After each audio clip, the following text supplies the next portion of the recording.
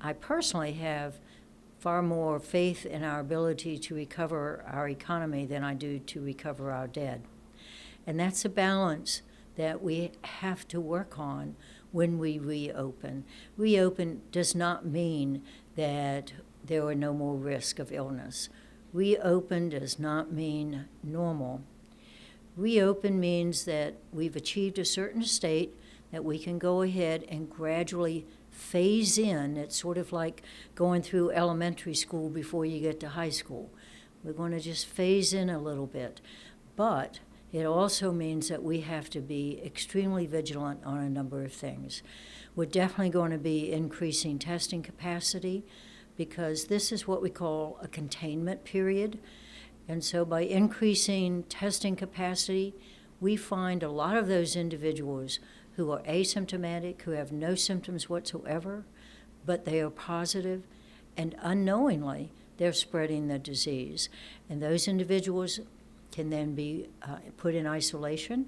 We then do extensive contact tracing. What it is trying to make connection with those who have now been exposed to an individual who is contagious so that they can be quarantined.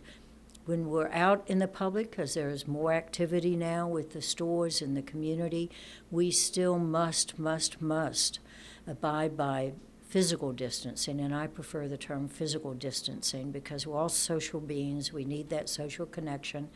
Thank goodness for technology that now permits us to at least better be able to do it.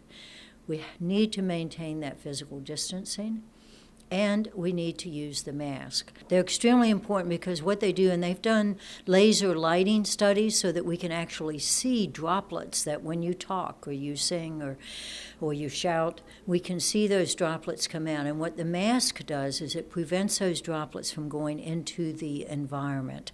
And so what you're doing is decreasing the concentration in the environment. It's not just when you're sick, it's when you're talking.